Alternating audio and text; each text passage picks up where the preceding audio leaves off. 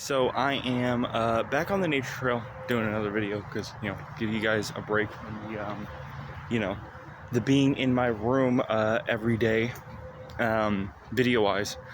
But today's video will not be on the Slenderverse or creepypasta. Instead, today I'm talking about Cry of Fear. So, for those who don't know, Cry of Fear is a Swedish-developed game by Studio Syskeller. It's very similar to Silent Hill. It's a psychological horror game, and it's tied with Silent Hill 2 as my favorite game. I think Cry of Fear is like the indie version of Silent Hill 2 in my opinion. But today we're going to be talking about Mace, the Forgotten Boss.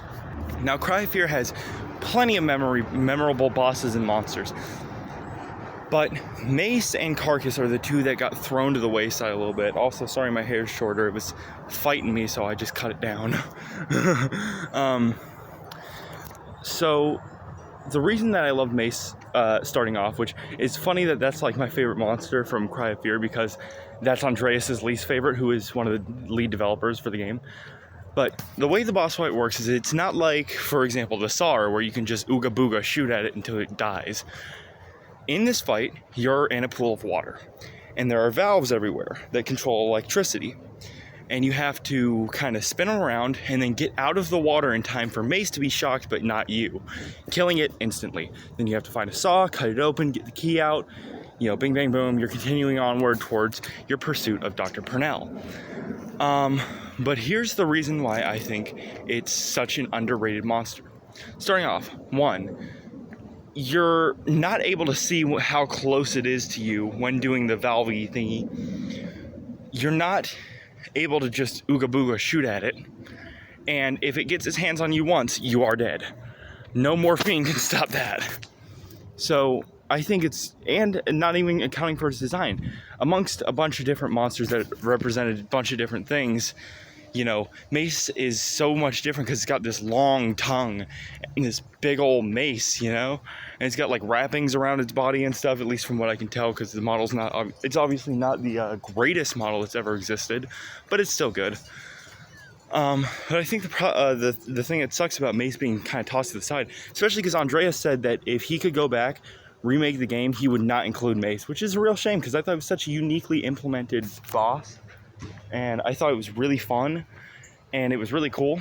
But it's a real shame because it constantly loses the battle of popularity to the Saw or the Saw Runner, the monsters like the Taller and stuff, which is a real shame because I thought that Mace, design-wise and mechanics-wise, was unlike anything else we'd ever really seen. Plus, it was the closest thing to a stalker enemy you could really get in that game. Now, a lot of people are going to say the Taller was basically a stalker enemy. Yes, but not in the same way Mace was, Mace was unlike other bosses, and I really appreciate them trying to do something different, and attempting to give us a cool boss. And it's a shame that everybody overlooks Mace, because I feel like in that game, for me at least, if we were to get a Dead by Daylight chapter, I feel like Mace would be the one I want, Though a lot of people think of the Saw Runner as kind of Simon's version of Pyramid Head or Nemesis or something, which I'm not arguing that. I think Saw Runner is a perfectly designed monster. I'm just saying, show Mace some love.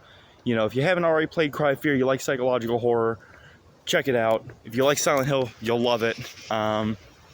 Give it a shot. I think it's phenomenal. I wish more people liked it. I wish it was popular enough for us to get a Dead by Daylight chapter, but we will ultimately see about something like that. So I guess that's it for me, because it's going to start raining in a minute. Thanks for watching. Do all that YouTube stuff. It's much appreciated. And if you disliked it, share with a friend or group chat so you guys can make fun of me and my stupid video. I'll see you on the next video, which will probably be on either creepypasta or the Carcass from Cry of Fear.